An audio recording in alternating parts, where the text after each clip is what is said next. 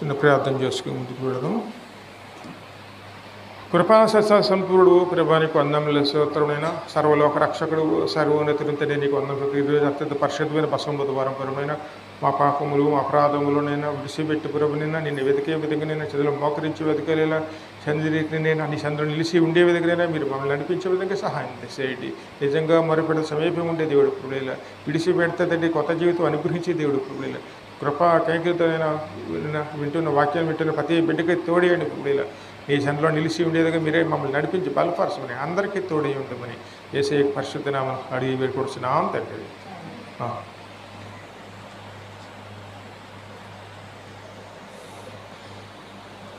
ఈరోజు వాక్యం జ్ఞాపకం చేసుకున్నాం.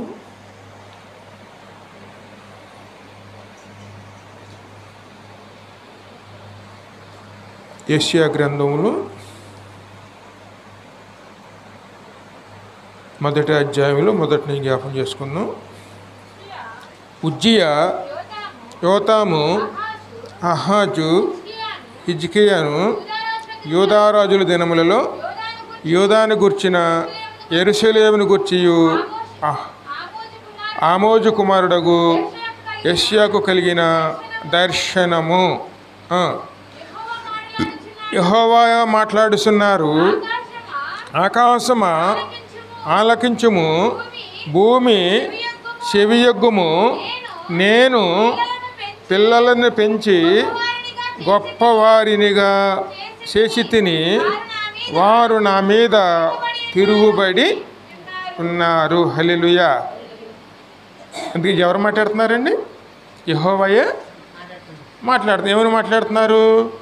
ఆకాశమా ఆలకించుము, భూమి చెవియొగ్గుము, నేను పిల్లలను పెంచి గొప్పవారిగా చేసి తిని వారు నా మీద తిరుగుబడి ఉన్నారు. ఎద్దు తన కామందు నెరుగును, గాడిద సొంతవాని దొడ్డి తెలుసుకొనును. ఇశ్రాయేలు తెలివి లేదు, నా జనులు యోచింపరు. పాపిష్టి జనమ, దోషభరితమైన ప్రజలారా, దుష్ట సంతానమా, చెరుపు చెయ్యి పిల్లలారా, మీకు శ్రమ. వారు యెహోవాను విసర్జించి ఉన్నారు, ఇశ్రాయేలు యొక్క పరిశుద్ధ దేవునిని దూషింతురు. ఆయనను విడిచి తొలగిపోయి ఉన్నారు. నిత్యము తిరుగుబాటు చేసు మీరాలను ఇంకను కొట్టబడుచున్నారు. ప్రతి వాడును నడినెత్తిని వ్యాధి కలిగి ఉన్నాడు, ప్రతి వాని గుండె బలహీనమాయెను. అరికాలు మొదలుకొని తల వరకు స్వస్థత కొంచెమైనను లేదు. ఎక్కడ చూసినను గాయములు, దెబ్బలు, పచ్చి పుండ్లు, అవి పిండబడలేదు, కట్టబడలేదు, తైలముతో మెత్తన చేయబడలేదు. మీ దేశము పాడైపోయెను, మీ పట్టణములు అగ్ని చేత కాలిపోయెను. మీ ఎదుటనే అన్యులు మీ భూమిని తినివేస్తున్నారు. అన్యులకు తటాసించు నాశనం వలె అది పాడైపోయెను. హల్లెలూయా. ఇవన్నీ ఎవరు చెప్తున్నారో? ప్రభువే చెప్తున్నారు. ఆ రోజులు ఏదా జనాంగంతో దేవుడు మాట్లాడుతూ అంటున్నారు అన్నమాట. ఎందుకంటే ఆకాశమా ఆలకించము, భూమి చెవియొగ్గుము. ఎందుకంటే సాక్షులుగా ఎవరిని పెట్టారండి? ఆకాశాన్ని, భూమినినండి. ఎందుకంటే మనుషులు అన్నవారు అందరూ కూడా తమ అపరాధం వల్ల, పాపం వల్ల, దోషముల వల్ల వారు దేవునికి దూరం అయిపోయిన పరిస్థితిలో ఉన్నప్పుడు దేవుడు సాక్షులుగా పెట్టి దేవుడు మాట్లాడుతున్నారు. దేవునికి వ్యతిరేకంగా ఏ క్రియ చేసినా సరే అది మనకి దేవుని క్రియ, అది దేవునికి మనల్ని దూరం చేస్తుందండి. పాపము అంటే ఎడబాటు, అంటే పాపం అంటే మరణం, మరణం అంటే ఎడబాటు. మొట్టమొదటి మనం పాపం ఎప్పుడైతే మనం చేస్తామో ఆ పాపము ఆత్మీయ మరణంలో తీసుకువెళ్తుందండి. ఆత్మీయ మరణం అంటే ఏమిటి? దేవునితో మనకు పూర్తి ఎడబాటు చేయటం అండి. ఆ స్థితిలోకి వెళ్తున్నప్పుడు ఆయనే మాట్లాడతారు. ఎవరితో మాట్లాడతారండి?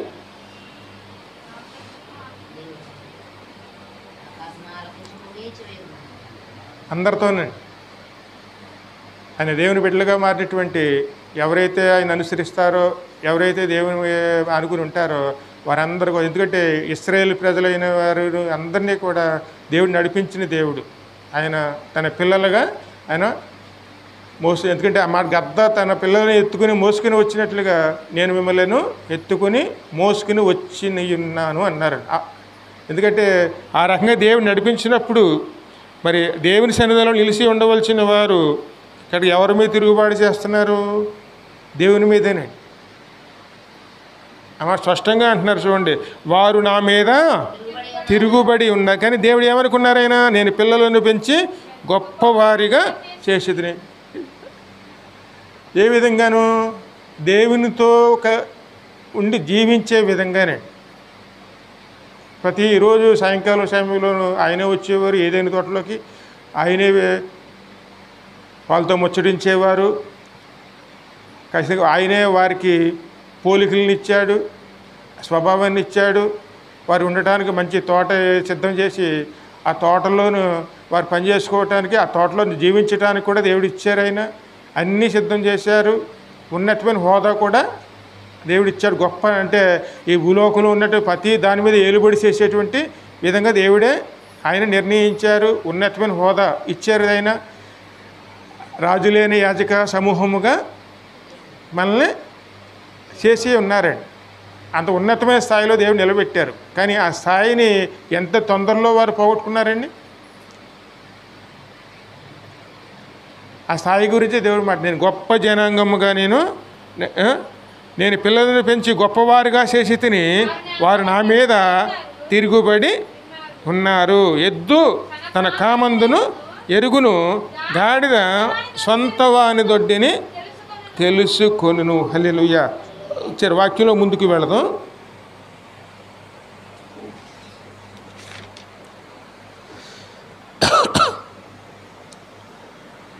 కీర్తనలు 95వ కీర్తన చూడమ్మ, 7 నుంచి 10 వరకు.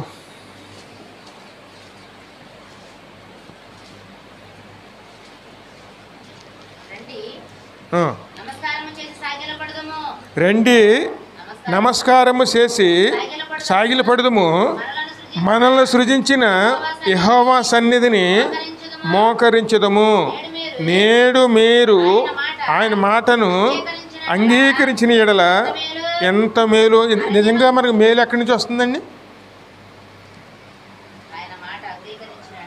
ఆయన సన్నిధానంలోకి వచ్చి ఆయన సన్నిధిలో సాగిలపడి, ఎందుకంటే మనం సృజించిన దేవుడు ఆయనే కాబట్టి, యెహోవా మనకు సన్నిధిని అనుగ్రహించారు కాబట్టి ఆయన సన్నిధిలో ఏం చేయాలి? మోకరించదము. నేడు మీరు ఆయన మాట అంగీకరించిన ఎడల ఎంత మేలు. అరణ్యమందు మెరీబా యొద్ద మీరు కఠినపరుచుకున్నట్లు, మస్సాదినమున మీరు కఠినపరుచుకున్నట్లు మీ హృదయములను కఠినపరుచుకొనకుడి. అచ్చట మీ పితరులు నన్ను పరీక్షించి శోధించి నా కార్యములను చూసిరి. ఎన్నిసార్లు శోధించారండి? 10 సార్లు అంటండి. అంటే ఒకసారి 2 సార్లు కాదండి. దేవుడు వారిని నడిపించడానికి 10 అద్భుతాలు చేస్తే ఆ ప్రజలందరూ కూడా 10 సార్లు దేవుని శోధించి దేవుని అవమానపరిచారు. శోధించడంవల్ల కూడా దేవుడు తన కోపాన్ని అణుచుకుని కనుక వారిని తానే దగ్గర నడిపించడానికి ఆయనే తోడై ఉన్నారు. పగల మేఘస్తంభంగా, రాత్రి అగ్నిస్తంభంగా. ఎందుకంటే 3 రోజుల ప్రయాణం, 40 రోజుల 40 సంవత్సరాల ప్రయాణం అయింది. మొట్టమొదటి దేవుడు చెప్పింది 3 రోజుల ప్రయాణమేనండి. కానీ వారిలోని అవిధేయత వలన, వారిలోని పాపం వలన అది ఖచ్చితంగా జీవితాంతం ప్రయాణించే విధంగా అయింది. ఆఖరికి అక్కడి నుంచి బయలుదేరాడు అందరూ కూడా ఆ దారిలోనే చనిపోతే కడకి వారి పిల్లలు మాత్రమే కానానికి వెళ్ళగలిగాయి. కారణం ఏమిటి? నడిపించిన దేవునిని శోధించారు, కానీ దేవునితో నడవటానికి వారు ముందుకు రాలేదండి. వస్తున్నారు కానీ శరీరం మాత్రమే, హృదయం ఎక్కడుంది? కేవలం ఆ పరిస్థితులను బట్టే వారు ఉంటున్నారు, కానీ తమ ముందున్నటువంటి దేవుని మీద మనసు లేదండి. అందుకే ఆయన అంటున్నారు చూడండి, 40 ఏండ్ల కాలము ఆ తరుము వారి వల్ల నేను విసికి వారు హృదయమున తప్పిపోవు ప్రజలు వారు నా మార్గములను తెలుసుకొనలేదని అని కొంటిని. హల్లెలూయా. దేవుని సన్నిధానంలో దేవునితో నడుస్తున్న మనము దేవుని మార్గముల గురించి ఎంతవరకు తెలుసు మనకి? ఆయనతో నడుస్తున్నాం మనం. ఆయనే మనకు తోడే ఉన్నారు. పగలు మేఘస్తంభంగా, రాత్రి అగ్నిస్తంభంగా ఖచ్చితంగా ఆయన నడిపించడానికి ఆయన వచ్చారు. ఆయన మనకి తన మార్గాల గురించి ఎంతగానో మనకి వివరించి అన్నీ కూడా చెప్పుకుంటూ వచ్చారు. నేనే మార్గము, నేనే సత్యము, నేనే జీవము, ఇంకో మార్గము లేనే లేదన్నారు ఆయన. మరి ఆ మార్గాల గురించి మనకి ఎంతవరకు తెలుసుకోగలుగుతున్నాం మనం? అదే ప్రశ్న ఆయన వేస్తున్నారండి. వారు నా మార్గములను తెలుసుకొనలేదని నేను అనుకుంటేనే, కావున నేను కోపించి మీరెన్నడూ నా విశ్రాంతిలో ప్రవేశింపకూడదని ప్రమాణము చేసి తిని. హల్లెలూయా. ఎందుకంటే దేవుని గురించి తెలుసుకోలేకపోతే, దేవునితో సరిగ్గా నడవలేకపోతే రేపొద్దున మన పరిపూర్ణ విశ్రాంతి అంటే రేపొద్దున పరలోకంలో మనం ఉన్నటువంటి నిత్య జీవం అనే దాంట్లో ప్రవేశించడానికి అవకాశం ఉండదండి. ఎందుకంటే అక్కడికి వెళ్ళవలసిన వారు ఎలాగ ఉండాలి? పరిశుద్ధంగాను పవిత్రంగాను ఉండాలి. కానీ దేవుణ్ణి శోధించే మనసుతో, దేవునితో నడవలేని మనసుతో, దేవునితో కలిసి జీవించలేని మనసుతో మనం ఉంటే, ఖచ్చితంగా ఆయన శోధించేవారుగా ఉంటే దేవుడు ఖచ్చితంగా విశ్రాంతి దినంలో మీరు ప్రవేశింపలేరని నేను వారితో అంటిని కూడదని ప్రమాణమును చేసి తిని. హల్లెలూయా. ఎందుకే మరి ఆ మాట అనటానికి ఎంత విసుకుపోయి ఉంటారు వారు? వారిని నడిపించడానికే పరలోకం దిగి వచ్చారు. ఆయనే నడిపించారు. అన్ని ఏర్పాట్లు ఆయనే సిద్ధం చేశారు. కానీ ఆ తర్వాత వారితో నడుస్తున్నప్పుడు ఎన్నిసార్లు విసిగించారండి? ముందు చిన్న సమస్య వస్తే చాలు, ఆ సమస్యను చూశారు కానీ తమతో ఉన్నటువంటి దేవుని చూడలేకపోయారు. ఇప్పుడైనా అంతే, మనం ఆ సమస్యను చూస్తాం కానీ మనల్ని నడిపిస్తున్నటువంటి దేవుని చూడగలుగుతున్నామా? దేవుని చూసామనుకోండి, వెంటనే సమస్యను ఎక్కడ తీసుకొస్తాం మనం? దేవుని సన్నిధానంలో తీసుకొచ్చి ఆయన సన్నిధిలో మొరపెట్టేవారుగా ఉండే. ఎందుకంటే నిజంగా మొరపెడితే సమీపంగానే ఉండేటువంటి దేవుడు. ఎందుకంటే ఆయన దూరంగా లేడండి, ఆయన ఎప్పుడు మన సమీపంగానే ఉన్నారు. కానీ మనం దేవునికి ఎంత దగ్గరలో ఉన్నామండి?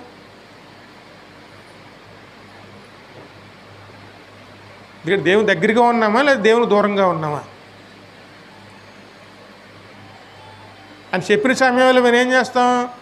కేవలం మన ఆలోచనలు, మన పనులు, మన క్రియలు ఇవన్నీ మన ముందు పెట్టుకుని వెనకే దేవుడు దాన్ని చెప్పిన వాటి విషయాల్లోనూ మనం విడిచిపెట్టేసేవారుగా ఉంటున్నాం. మరి ఇలాగుంటే మరి దేవునితో ఎలా వెళ్ళగలుగుతాం? అదే కీర్తన 14 చూడం, 14, 2, 3.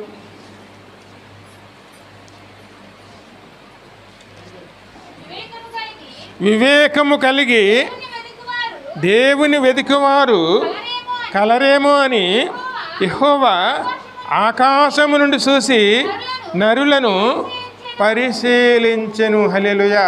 ఆకాశం నుంచి ప్రభు చూస్తున్నారండి. నిజంగా దేవుని వెతికేవారు ఎవరైనా ఉన్నారేమో అని ఆయన వెతకాలండి. ఆయన మనలోనే ఉన్నారు, మన పక్కనే ఉన్నారు, మనతోనే ఉన్నారు. మరి ఆయనతో నడవాలని ఆశ కలిగి ఉంటే ఖచ్చితంగాను వివేకము కలిగి దేవుని వెతికేవారు కలరేమో అని యెహోవా ఆకాశము నుండి చూసి నరులను పరిశీలించెను. వారందరూ దారి తొలగి బొత్తిగా చెడిపోయి ఉన్నారు. ఎందుకంటే పరలోకానికి వెళ్ళవలసిన వారు వేటిని వెతుకుతున్నారండి?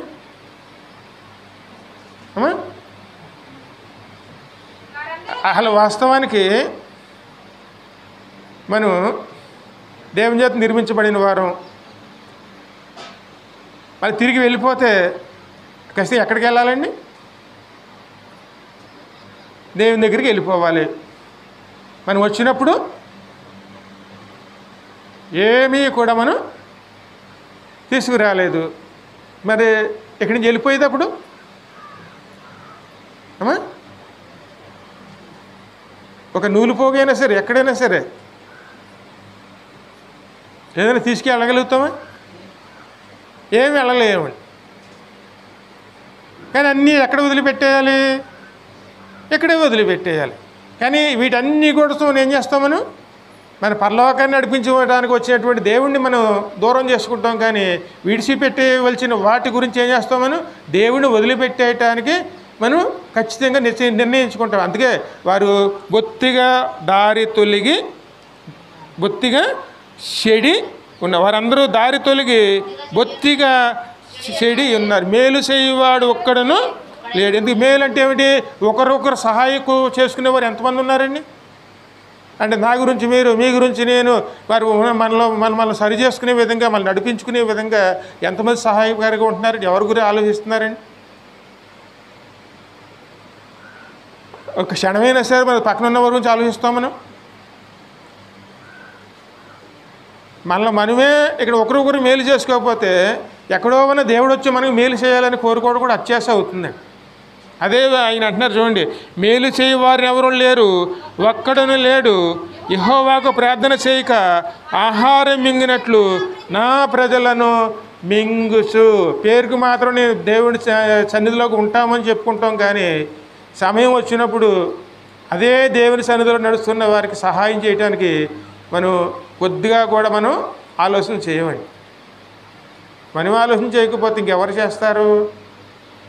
మేలు చేయబడిన ఒక్కడును లేడండి. బొత్తుగా ఏం చేస్తున్నారు? ఎవరి తురవ వాళ్ళదే, ఎవరి కుటుంబం వాళ్ళదేనండి.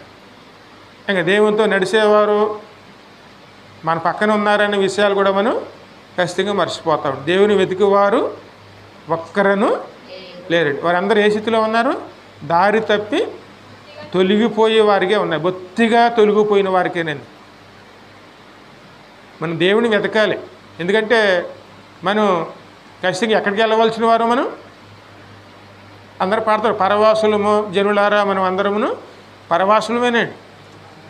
ఖచ్చితంగా ఎక్కడికి వెళ్ళాలి? మనం ఏదైనా తోటలోకి బయటకు వచ్చేసాం, మళ్ళీ ఏదైనా తోటలోకి వెళ్ళాలి. అక్కడికి చేరితేనే మన దేవునితో సహవాసం ఉండగలుగుతాం. ఏదైనా తోట అంటే పరదేశీ అండి. ఖచ్చితంగా మనం పరలోకానికి వెళ్ళవలసిన వారమే. అక్కడికి వెళ్ళాలంటే ముందు మన బంధకాలన్నింటినీ తొలగించుకునే వారమే ఉండాలండి. అందుకే నిజంగా మొరపెడితే సమీపంగా ఉండేవారైనా ఆయన వెతకాలండి. బొత్తిగా దారి తప్పిపోయిన వారి కింద ఏమైనా ఉండకూడదండి. సరే, ఇర్మియా గ్రంథం 8:6 చూడమ్మా.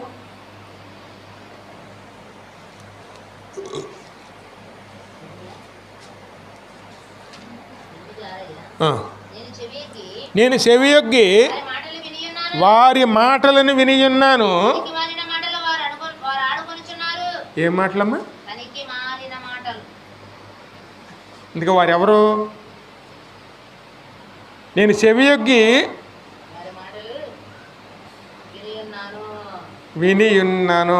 ఇంకో క్వశ్చన్ పైన చదవండి, ఎందుకంటే అర్థం అవ్వటానికి. యెరూషలేము ప్రజలు ఎలా విశ్వాసఘాతకులై నిత్యము ద్రోహము చేస్తున్నారు. వారు మోసమును ఆశ్రయము చేసుకుని తిరిగి రామని ఎలా చెప్పుస్తున్నారు. ఎక్కడికి తిరిగి రామంటున్నారు? దేవుని యొద్దకండి. ఏదో సాకులు చెప్తూ ఉంటాం. సాకులు చెప్పుకుని ఏం చేస్తాం మనం? ఆ సాకుల్ని ముందు పెట్టుకుని దేవుని దగ్గరికి వెళ్ళవలసిన మనము దేవుని దగ్గరికి వెళ్ళకుండా ఏవో కబుర్లు చెప్తాం. ఆ కబుర్లన్నీ కూడా మనకు దేవునికి ఎలా కనపడుతున్నాయంట? అమ్మా, ఎలా చెప్పుతున్నారు? నేను చెవియొగ్గి వారి మాటలు విని ఉన్నాను. పనికి మాలిన మాట. ఎందుకు మనకు పనికి రావండి అయ్యి? ఏమాత్రం మనకు ఉపయోగపడే మాటలు కాదండి అయ్యి. మనకి ఒక ఇష్యం అంతా కూడా మేలు చేయ. ఎందుకంటే మేలు చేయని మాటలు మన వల్ల మనకు ఉపయోగం అనేది ఉండదండి. ఏమైనా ఒక మాట మాట్లాడితే ఆ మాట వల్ల మనకి ఏం కావాలి? మేలు కలగాలండి. ఎంత మాత్రం మేలు చేయని, అందుకే అంటున్నారు పనికి మాలిన మాటలు వారు ఆడుకొనిచున్నారు. నేనేమి చేసేదనని చెప్పి తన చెడుతనము గురించి పశ్చాత్తాపపడువాడు ఒకడును లేకపోయేను. అందుకే పశ్చాత్తాపము. నేనేమి చేసి ఉన్నాను, ఇన్ని రోజులు మనం ఏం చేసాము, అది జ్ఞాపకం చేసుకునే రోజే బసవం బుధవారం అని. అయ్యా, ఇన్ని రోజులు ఈ లోకంలో జీవించాం, ఇన్ని రోజులు మేము ఏం చేసాం, మేము చేసిన పని వల్ల మనకు లాభం వచ్చింది. అంటే లాభం అంటే ఏమిటి? మనకి ఇన్ని రోజులు కూడా మనం నడిచిన విధానాన్ని బట్టి మనకి అక్కడ మనకి ఆదరణగా ఉందా, లేదా సంతోషం ఉన్నదా, సమాధానం ఉన్నదా, మనం నడుచుకున్న దానివల్ల మనం మేలు పొందుకున్నామా అని విచారణ చేసుకునే వారు ఎవరును ఆ సమయంలో కనపడటం లేదండి. ఏదో యాత్రికుల్లో ఎందుకంటే యంత్రాలు ఉంటాయి చూడండి, అట్లా అదే విధంగా అయిపోతుందండి జీవితాలు. ఏదో ఉంటున్నాం, తింటున్నాం, పడుకుంటున్నాం, పని చేసి పోతున్నాం. మళ్ళీ మన్నాడు అదే కానీ మన సృష్టించి దేవుని గురించి ఆలోచించి సరైన మార్గంలో నడుచుకునే వారు ఎంతమంది ఉన్నారు? ఒకళ్ళు కూడా కనపడటం లేదండి.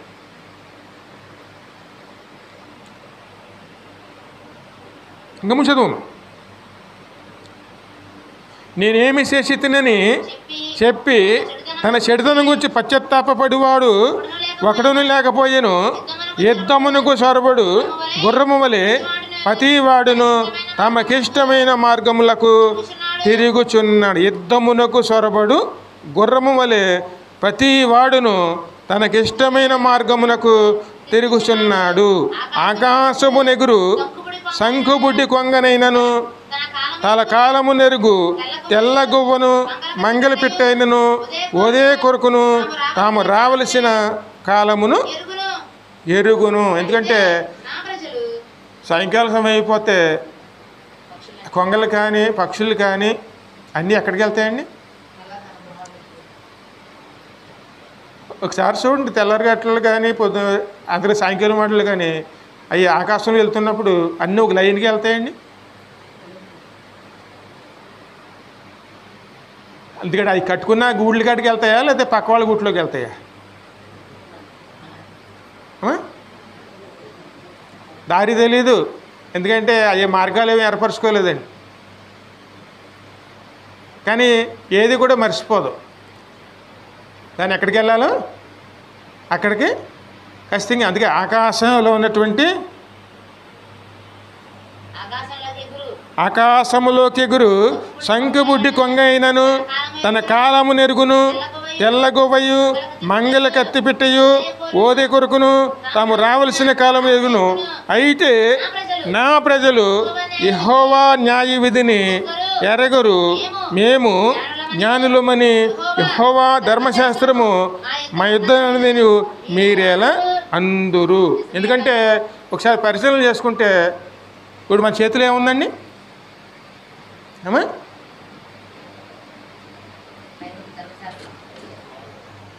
మరి దీని గురించి ఎంతవరకు తెలుసు మనకి?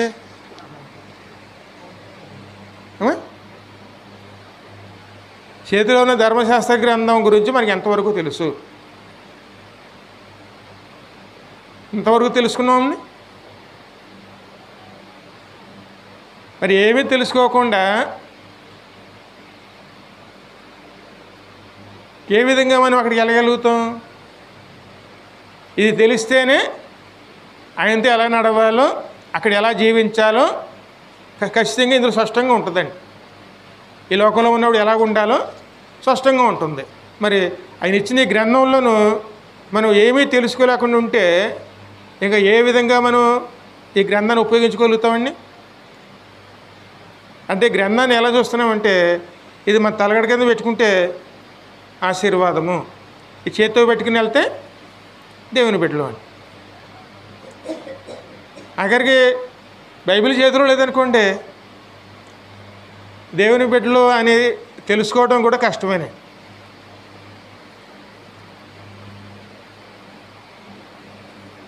ఇక్కడ చేతిలో బైబిల్ ఉంటేనే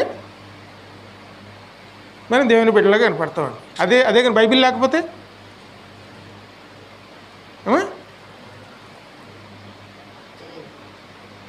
అంటే మనలో మార్పు అనేది కనపడటం లేదండి. ఇక్కడ వాక్యం ఎక్కడ ఉండాలి? మన హృదయంలోంచి దేవుని వాక్యం బయటికి రావాలండి.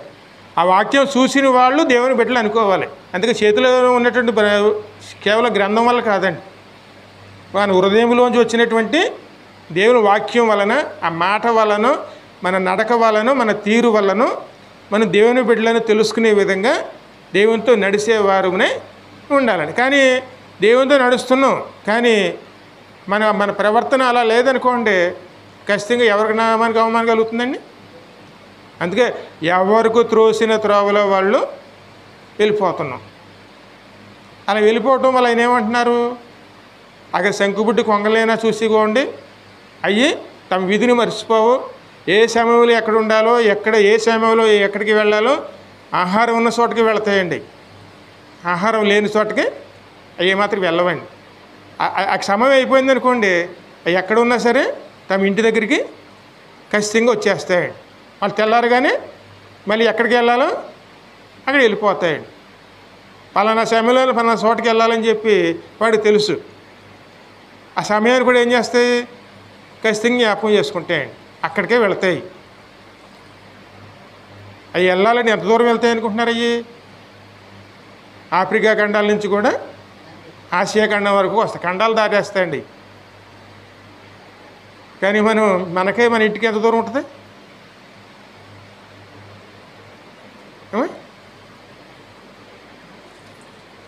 1 కిలోమీటర్.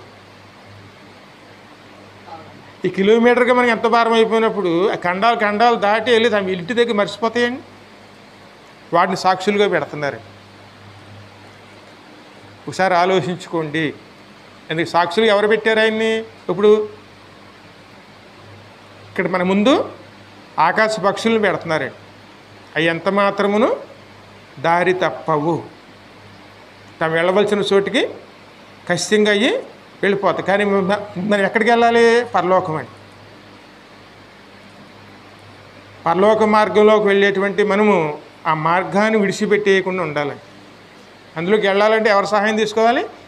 దేవుని సహాయం తీసుకునేవారునే ఉండాలి. మరి ఉంటే మరి మన పరలోకానికి తీసుకువెళ్ళేటప్పుడు మన తండ్రి గురించి మరి ఏ విధంగా ఆయనతో వెళుతున్నాం? మలాకి 1:6 చూడమ్మ.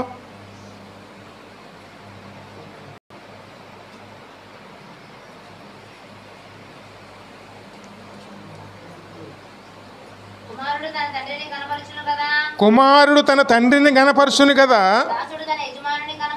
దాసుడు తన యజమానిని గణపరచును కదా. నా నామమును నిర్లక్ష్యపెట్టు యాజకులారా, నేను తండ్రినైతే నాకు రావలసిన ఘనత ఏమి ఆయను. హల్లెలూయా. నేను యజమానునైతే నాకు భయపడేవారు ఎక్కడ ఉన్నారు అని సైన్యములకు అధిపతి యెహోవా మిమ్ములను అడగగా, మేము ఏమి చేసి నీ నామమును నిర్లక్ష్యము చేసితిమి. హల్లెలూయా. ఇక్కడ ప్రభు 2 క్వశ్చన్లు వేశారు. నేను మీకు తండ్రిని అయితే మరి తండ్రికి రావాల్సినటువంటి ఘనత ఎక్కడ ఉన్నది? అదేవిధంగా నేను యజమాని అయితే యజమానికి భయపడేవాడు ఎక్కడ ఉన్నాడు? ఈ రోజుల్లో నిజంగా దేవునికి భయపడే వాళ్ళు ఎంతమంది ఉన్నారండి? అది యాజకులే ఎవరైనా అంతే. ఎందుకంటే ఒక యాజకులే అంటే యాజకులే కాదండి, మళ్ళీ అందరూ ఏమి చేశారండి? ఆయన ఖచ్చితంగా మన అందరినీ కూడా దేవుడు ఏం చేశారు? యాజక సమూహముగా తన తండ్రికి మనల్ని ఆయన అర్పించుకున్నారు. అందుకే మన అందరూ యాజకులమే, దేవుడిని ఆరాధించవలసిన వారమే. ఎందుకంటే మన హృదయమనే మందిరంలోనూ ఖచ్చితంగా మన యాజకులమేనండి. మనం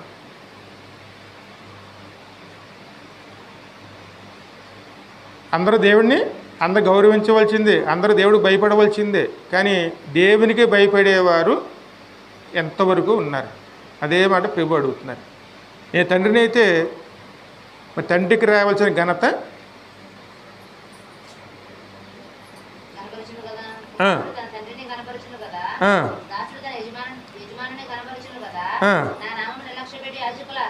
నా నామం నిర్లక్ష్యపెట్టు యాజకులారా,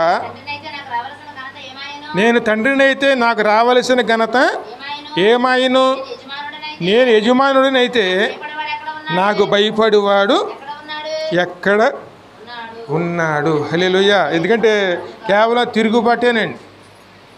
అందుకే బసవంబుధవారం అంటే మనం ఆత్మ పరిశీలన చేసుకుని ఏ విషయంలో మనం తప్పిపోయి ఉన్నామో ఆ విషయాలు మనం సరి చేసుకునేటువంటి రోజండి. ఈ 40 రోజుల్లో కూడాను ఇదే విధంగా ముందుకు వెళ్ళాలండి. మనం ఎక్కడ తప్పిపోతున్నాము, దేవునికి ఎక్కడ దూరం అయ్యాము, ఏ విషయాల్లో మనం దేవునికి దూరం అయ్యాము, దేవునికి మరి ఆయన మహిమపరుచుకుంటున్నామా? ఎందుకంటే మన పాపములు అపరాధ దోషములు ఏం చేస్తాయండి? దేవునికి దూరం చేస్తాయండి. ఆయన అత్యంత సమీపంలో ఉన్నారు. ఆయన కేవలం మనల్ని ఎలా చూస్తుంది? ఆయన పిల్లలారా అని పిలుస్తున్నారు. ఆయన మన తండ్రి అయితే మరి ఆయన మాటకు మనం లోబడే వారి కింద ఖచ్చితంగా ఉండాలండి. ప్రత్యేక తిరుగుబాటు అండి. అదేవిధంగా ద్వితీయోపదేశకాండం చూడము.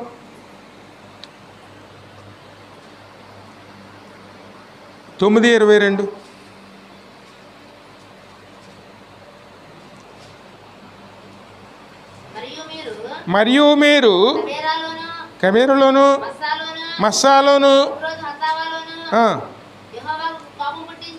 యెహోవాకు కోపం పుట్టించితిరి. యెహోవా మీరు వెళ్ళి నేను మీకు ఇచ్చిన దేశమును స్వాధీనపరచుకుడని చెప్పి కాదేశు బర్నియా నుండి మిమ్ములను పంపినప్పుడు మీరు మీ దేవుడైన యెహోవాను నమ్ముకొనక నా నోటి మాటకు ఆయన నోటి మాటకు తిరగబడితే ఎవరు తిరుగుబడుతున్నారు? ఎవరి మీద తిరుగుబడ్డారండి? ఈరోజు మళ్ళీ నడిపించడానికి ఎవరు వచ్చారు? యేసయ్య వచ్చారు. యేసయ్య అంటే వాక్యం. వాక్యాన్ని బట్టి నడుచుకున్న వారు ఎంతమంది ఉన్నారండి? అదే మాట ప్రభు అడుగుతున్నారు. ఆయన నోటి మాటకు తిరుగుబడి ఉన్నారు. ఏమాత్రం గౌరవం ఇవ్వకుండా తిరుగుబాటు చేసి ఉన్నారు. ఇంకా ముందుకు 24 వరకు చదువు.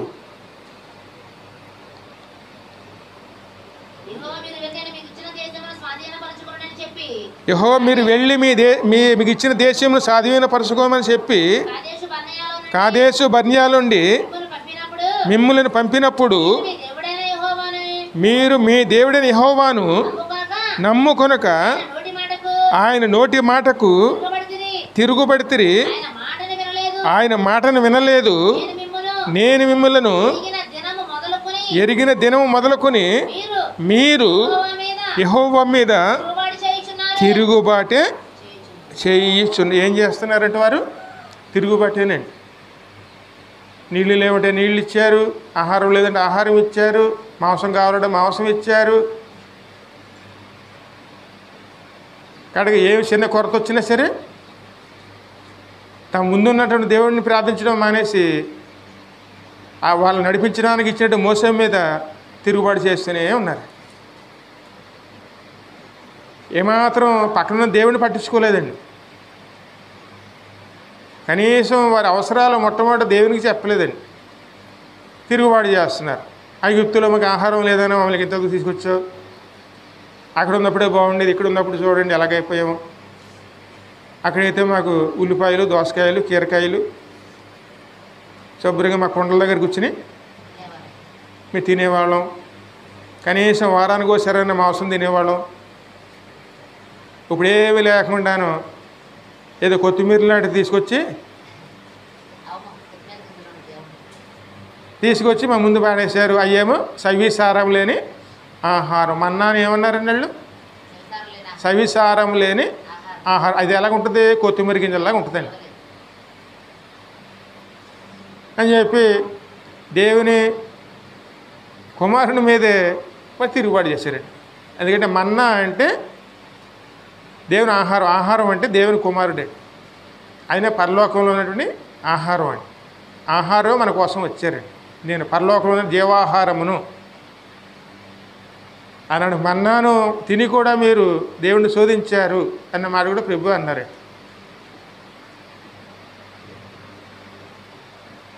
మరి ఇన్ని చేసినా సరే వాళ్ళలోంచి ఏమొచ్చింది?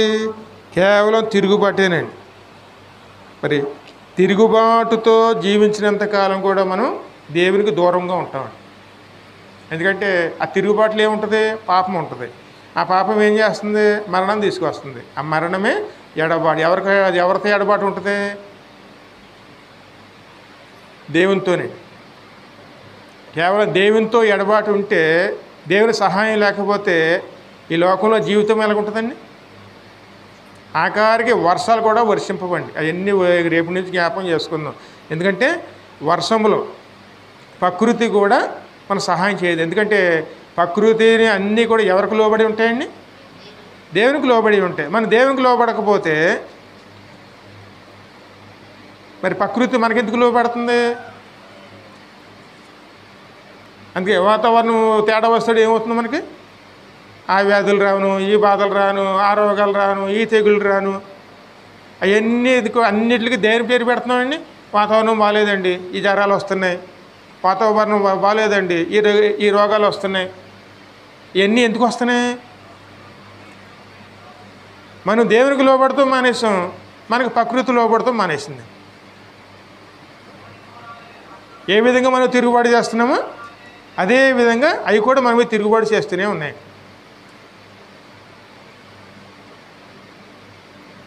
అందుకే మనం సంతోషంగా ఉండాలంటే దేవునితో నడిచి దేవునితో మనం ప్రయాణించేవారునే ఉండాలి. పాపము అంటే మరణము, మరణము అంటే ఎడబాటండి.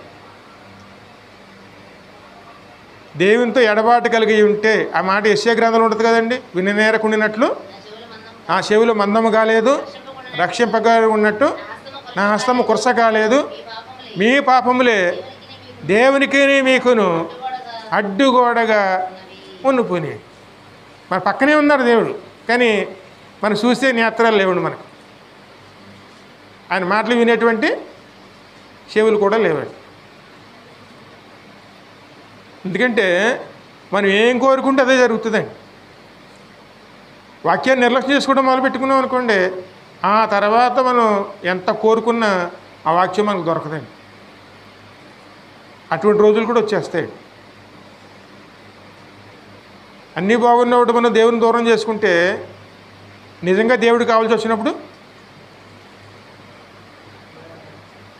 ఎంత మొరపెట్టే సామెతలో ఉంది కదండి. చూడమ్మ సామెతలు 1వ అధ్యాయంలో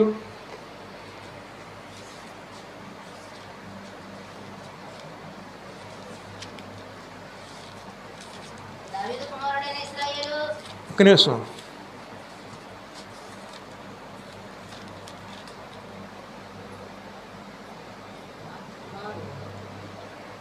ఒకటి 25 నుంచి చదువు.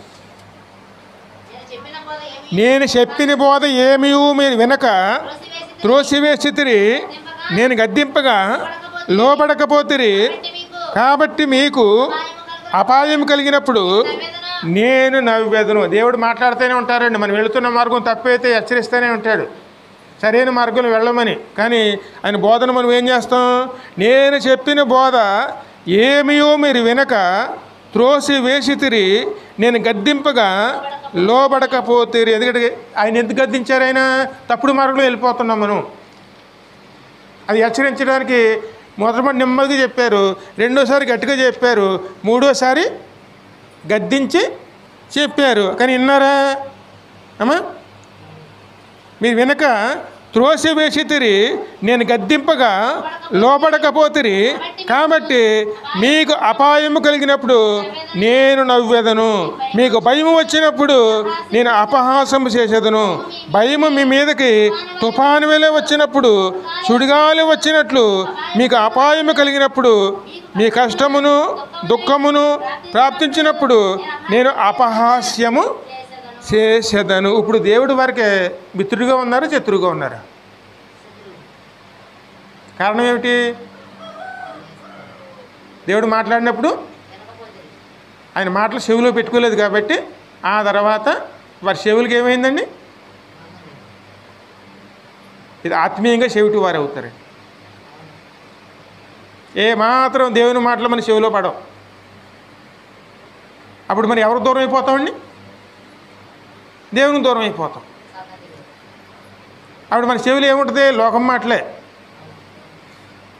అప్పుడు నీతిని కూడా అప్పుడు నీతిని కూడా దేంతో చూస్తాం? మనం లోకనీతితో చూస్తామండి.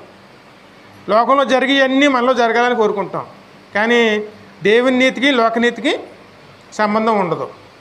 సంబంధం ఉండదు కాబట్టి దేవుని నీతితో మనం దేవుని ఆరాధించకపోతే అక్కడ ఆయన ఉండమన్నా ఉండరండి. అక్కడ మనం చేసిన మరి అన్ని పనులు ఏమైపోతాయి? ఆరాధనలు ఏమైపోతాయండి? ఆత్మతోనూ సత్యముతోనూ ఆరాధించాలి. కానీ మనం ఏం చేస్తాం? లోకనీతితోనూ లోక ధర్మముతోనూ లోక ఆచారాలతోనూ దేవుని ఆరాధిస్తాం. కానీ ఆ ఆరాధనలను దేవుడు ఎలా చూస్తాడు? అపహాస్యము చేసేది. ఎందుకు చూడండి? ఎందుకంటే దేవుడికి మనకు దూరం అయిపోయింది. ఎందుకంటే ఆత్మీయంగా చెవిటి వారం అయిపోయింది. దేవుడు చెప్పిన వాళ్ళకి మనకి వినపడవండి. ఎన్ని కష్టాలు వచ్చినా నష్టాలు వచ్చినా వారు నన్ను గురించి మొరపెట్టుదురు, కానీ నేను ప్రత్యుత్తరము ఇయ్యకుందును.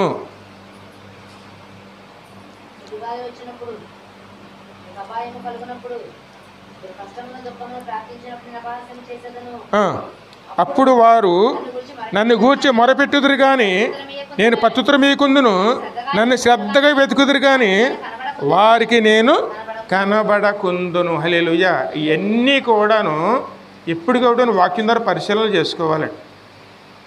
ఎందుకంటే ఇవాళ మనకి కొద్దిగా మనకు బాగా కనపడవచ్చు. అంటే దేవుని సన్నిధానానికి మనం నిర్లక్ష్యం చేసుకోవడం మనకి పెద్దగా మనకి అక్కడ ఇబ్బంది ఏం కలగకపోవచ్చు. కానీ నిజంగా రేపు పొద్దున మన అవసరం వచ్చినప్పుడు వినేవారు ఉండరండి. అంటే లోకం వింటదేమో, లోకం ఒకసారి ఒకళ్ళ దగ్గర మన కష్టాలు చెప్పుకోండి, అలాగని రోజు వెళ్ళి చెప్పుకోండి. ఒక 4 రోజులు పోతే ఏమంటారు? ఆమె ఇక్కడికే పనేమో లేదో వచ్చి అన్నీ ఇక్కడ తీసుకొచ్చి ఇక్కడ పెడుతుందంటారు. ఎవరు వినరండి. ఆ సమయం ఎవరికి మొరపెట్టాలి? మరి మనం దేవుని మాట మనం వినకుండా ఉన్నప్పుడు మన మొర దేవుడు ఎందుకు ఆలకిస్తాడు? ఆ మాట ఏమంటున్నారు కదండి, వారు శ్రద్ధగా వెతుకుదురు కానీ వారికి నేను కనబడను. కనబడక ఉందును. ఇదే జ్ఞానమే వారికి. జ్ఞానం అంటే ఏమిటి? క్రీస్తు అండి. చూడు, దేవునితో నడవాలండి. దేవునితో నడిస్తేనే మనం పరలోకం వెళ్తామండి. దేవునితో నడవకుండా మన సొంత మార్గానికి వెళ్ళామనుకోండి, ఎందుకంటే ఈ భూమి మీద ఉన్న ఎవరికి కూడా పరలోక మార్గం తెలవదండి. పరలోకం నుంచి వచ్చినటువంటి దేవుని కుమారుడికి మాత్రమే తెలుసండి. ఆయన ద్వారానే వెళ్ళాలి, ఆయనతోనే వెళ్ళాలి, ఆయన సహాయంతో వెళ్ళేవారునే ఉండాలి. కానీ ఆయన అంటేనే మనం ఆ మాట ఇందాకన్నారు, జ్ఞానం అంటే వారికి అసహ్యం. ఆయన జ్ఞానం అంటే ఏమిటి? క్రీస్తు అండి. అనేక చోట్ల కనపడుతుందండి. అది ఇష్టానుసారంగా మాట్లాడుతూ ఉంటారండి.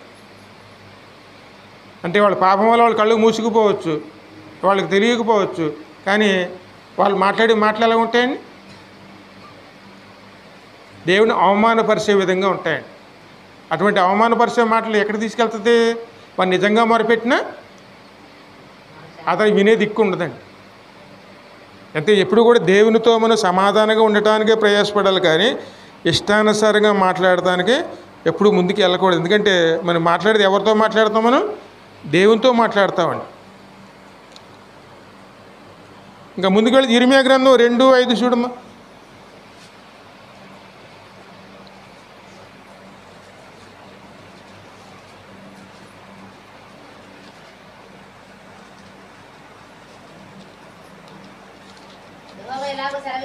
యెహోవా ఇలాగు సెలవిచ్చుచున్నాడు, నా యందు ఏ దుర్నీతి చూసి మీ పితరులు వ్యర్థమైన దాన్ని అనుసరించి తాము ఎద్దులగునట్లు నా యొద్ద నుండి దూరముగా తొలగిపోయిరి. ఐగుప్తు దేశంలో నుండి మమ్ములు రప్పించిన యెహోవా ఎక్కడ ఉన్నాడని అరణ్యములు అనగా ఎడారులు గోతులు గల దేశములలో అనావృష్టియు గడాంధకారమును కలిగి ఎవడును సంచారమైనను నివాసమైనను చెయ్యని దేశములో మమ్మును నడిపించిన యెహోవా ఎక్కడ ఉన్నాడని జనులు అడగటం లేదండి. కానీ దాని ఫలములను శ్రేష్ఠ పదార్థములను తినినట్లు నేను ఫలవంతమైన దేశములోనికి మిమ్ములను రప్పింపగా మీరు ప్రవేశింపి నా దేశమును అపవిత్ర పరిస్థితిరి, నా స్వాస్యమును హేయమైనదిగా చేసితిరి. హల్లెలూయా. యెహోవా ఎక్కడ ఉన్నాడని యాజకులు అడగరు, ధర్మశాస్త్రోపదేశకులు నన్ను ఎరగరు, ఏలికలు నా మీద తిరుగుబాటు చెయ్యుదురు. ఏలికలు నా మీద తిరుగుబాటు చేయుదురు. ప్రవక్తలు బయలు పేర్లట ప్రవచనములు చెప్పుదురు, నిష్ప్రయోజనమైన వాటిని అనుసరింతురు. కావున నేనిక మీదట మీతోనూ మీ పిల్లలతోనూ వాద్యమాడదను. దేవుడు మనతో వాద్యం ఆడితే ఎలా ఉంటుందండి? ఆయన కనుక మన నేరాలన్నీ ఎత్తి చూపిస్తే ఏమవుతామండి?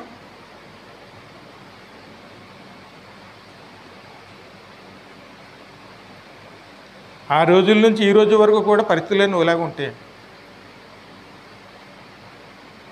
మీకు నిజంగా ఆయనతో నడుచుకున్నాం అనుకోండి, ఆయనతో పాటు వెళ్ళిపోగలుగుతామండి. కానీ ఆయనతో నడిచి వెళ్ళేవారు కేవలం దశమ భాగం మాత్రమే ఉంటుందండి. ఆ దశమ భాగంలో మనం ఉంటున్నామా లేదా? ఎందుకంటే దశమ భాగం అండి. అందుకే దేవుడు మనకి ఒక మంచి స్థలం ఇచ్చాడు. ఆ స్థలంలో మనల్ని ప్రవేశపెట్టారండి. ఆ స్థలమే ఏదైనా తోట. ఆ తోటలో మనకు బాధ్యతను ఇచ్చారు, అది చక్కగా చూసుకోవాలని. కానీ దాన్ని బాగుగా చూసుకుంటున్నామా, మన వల్ల దాన్ని పాడు చేసుకుంటున్నామా? అదే మాట ఆయన అంటున్నారు చూడండి. వారు నా దేశమును అపవిత్రపరిచి నా స్వాస్యమును హేయమైనదిగా చేసిరి. దేశం అంటే దేవుని సంఘం అండి. మన వల్ల మన సంఘానికి మహిమ కలుగుతుందా? మన వల్ల మన సంఘానికి అవమానం కలుగుతుందా?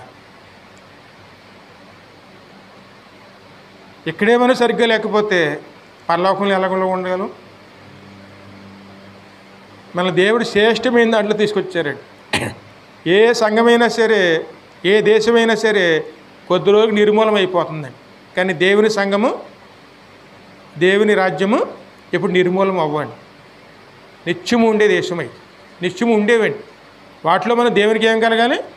మహిమయు ఘనతయు కలగాలండి. ఆ పరిశుద్ధత మాత్రమే అక్కడ ఉండాలి. కానీ అక్కడ అపవిత్రత అనేది కనపడితే ఆయన అంటున్నారు, నా దేశమును అపవిత్రపరిచి నా శాస్యమును హేయమైనదిగా చేసి తిరి. యెహోవా ఇక్కడ ఉన్నాడని యాజకులు అడగరు. ఎందుకంటే అక్కడ జరుగుతున్నప్పుడు అమ్మో దేవుడు ఉన్నాడేమో అని భయము ఉండదు, నడిపించే వాళ్ళకు ఉండదు, నడుచుకునే వాళ్ళకు ఉండదు. ఈ దేవుని సన్నిధానమేమో ఆ భయము, ఆ భక్తి కడకే మనలో ఎవరికి కూడా లేకపోతే మరి దేవునికి ఎలా కనపడుతుంది? అది ఎప్పుడు కూడా దేవుని సన్నిధానం అంటే భయము భక్తులతో ఉండాలండి. ఎందుకంటే దేవుడు ఉన్న చోటు ఎటువంటిదండి? మాట మనం ఈ మధ్య జ్ఞాపం చేస్తున్నాం కదండి. మోసేతో ఏమన్నారు ఆయన? మోసే, నీవు ఉన్న స్థలము పరిశుద్ధమైనది, నీ చెప్పులను విడిచి ముందుకు రమ్ము. దేవుని సమీపించాలంటే చెప్పులు విడిచిపెట్టి, చెప్పులు అంటే క్రియలండి, ఈ లోక క్రియలు విడిచిపెట్టి దేవుని సన్నిధిలో నిలిచి ఉండేవారు ఉండాలి. ఎందుకంటే ఆయన ఉన్న స్థలము పవిత్రమైంది, పరిశుద్ధమైందండి. మరి అది అందులో ఉండటానికి మనం ప్రయాసపడాలండి. ఆ విధంగా ఉండటం చూడండి. ఇంకా ముందు చదువు 12 నుంచి చదువమ్మా. ఆకాశమా దీన్ని బట్టి విస్మయపడము, కంపించుము, బొత్తుగా పాడైపోము. ఇంతకు దేన్ని పాడేయమంటున్నారు? పాడు చేయమంటున్నారు ఇక్కడ?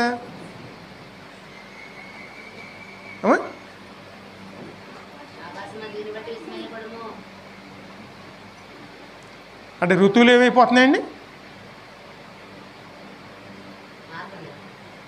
ఆ రోజుల్లోనూ ప్రతి ఋతువులు బట్టి వ్యవసాయాలు చేసుకునేవారు, ఋతువులు బట్టి ముందుకు వెళ్ళేవారండి. ఈరోజు ఋతువులు ఎప్పుడు ఉంటున్నాయండి? ఆకాశమా దీన్ని బట్టి విస్మయపడము, కంపించుము, బొత్తిగా పాడైపోము. ఆ పట్టణంలో నీళ్ళు ఉంటే ఈ పట్టణంలో నీళ్ళు ఉండవండి. అక్కడ వర్షం ఉంటే ఇక్కడ వర్షం ఉండదు, అక్కడ పంటలు ఉంటే ఇక్కడ పంటలు ఉండదండి. మొత్తం వాతావరణం ఏమైపోయిందండి? బొత్తిగా పాడైపోము. ఇదే యెహోవాకు నా జనులు 2 నేరములు చేసి ఉన్నారు, జీవజలముల ఊటనైన నన్ను విడిచి ఉన్నారు, తమ కొరకు తొట్లను అనగా బద్దులైన నీళ్ల తొట్లను తొలిపించుకుని, నీళ్లు నిలవని తొట్లను తొలిపించుకున్నారు. ఇశ్రాయేలు కొనబడిన దాసుడా, ఇంట పుట్టిన దాసుడా. ఎందుకు మన దాసులమా, లేకపోతే దేవుని బిడ్డలుగా స్వాతంత్రం కలిగిన వారు? అదే ప్రశ్న వేస్తున్నారు. ఇప్పుడు మనం దాసులుగా ఉన్నామా? అన్నీ ఉన్నటువంటి, అంటే అన్నీ ఉన్నవారు ఏం చేస్తారంటే తీసుకుని వాడుకుంటారు. ఆ స్థితిలో మనం ఉన్నామా, లేకపోతే దాసులుగా అన్ని కొరతలతో ఉన్నామా?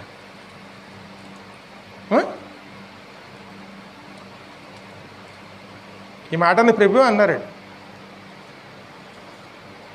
ఇశ్రాయేలు ఇంటి పుట్టిన దాసుడా, కొనబడిన దాసుడా. ఎందుకంటే మన దాసులమా? కాదండి.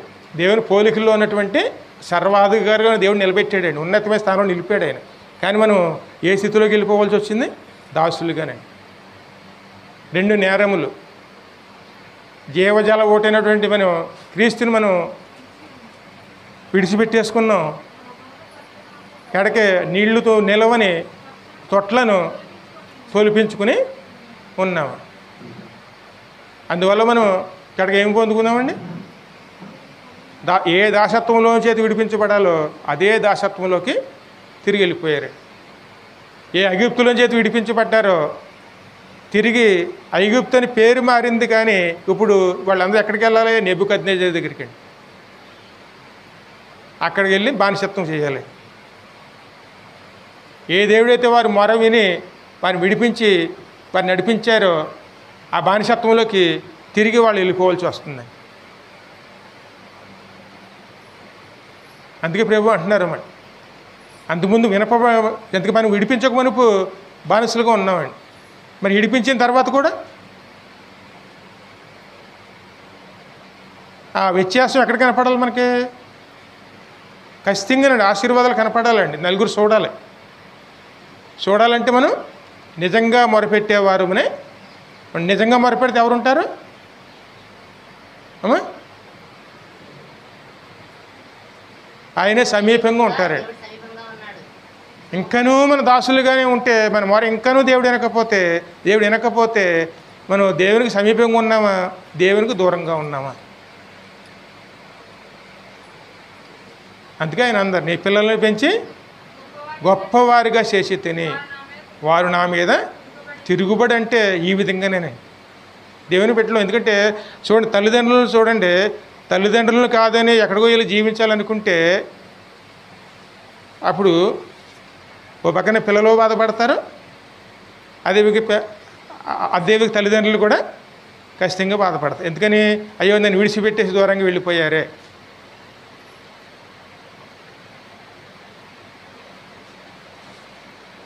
పిల్లల్ని పెంచి నేను గొప్పవారిగా చేసి ఉన్నాను. అయిన వారు ఎవరికి నచ్చిన త్రోవలో వాళ్ళు వెళ్ళిపోయారు.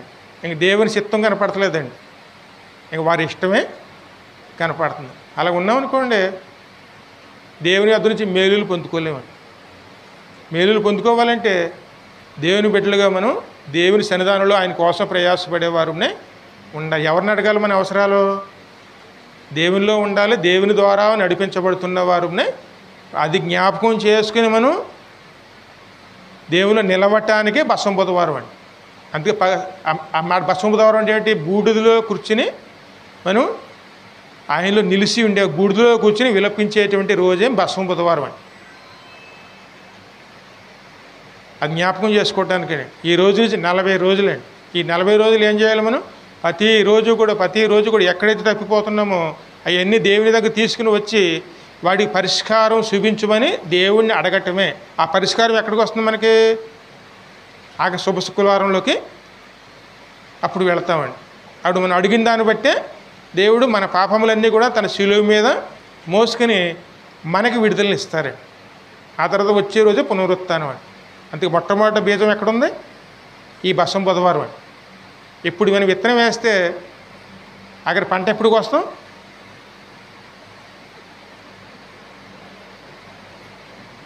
ఇప్పుడు మనకన్నా విత్తనం వేసుకుంటే ఆ 40 రోజులకి పంటకు వస్తుంది. అదే ఆ రోజే పునరుత్థానం అండి. అప్పుడు విడుదల వస్తుందండి మనకి. అందుకే బసం బుధవారంలో ఏముండాలి మనకి? పశ్చాత్తాపం అండి. అయ్యో నేను దేవుని దూరం అయిపోయానే. దేవుని దగ్గర అవ్వటానికి ప్రయాసపడటమే ఈ 40 రోజులు. దానికోసం ఏం చేస్తాం మనం? ఉపవాసం ఉంటాం. ఉపవాసం ఉంటాం ఎందుకు ఉంటున్నాం? ఉపవాసం దేవుని దగ్గర అవ్వటానికండి. అందుకోసమేనండి. అందుకోసం ఉపయోగించుకున్నాం అనుకోండి, ఆయన ఖచ్చితంగా నిజంగా మొరపెడితే మన సమీపంగా ఉండేటువంటి ఆలకించే దేవుడు. చిన్న ప్రార్థన చేసుకుని ముందుకు వెళదాం. నేను అందరి కోసం కూడా ఒకళ్ళు ప్రార్థన చేయడం మనం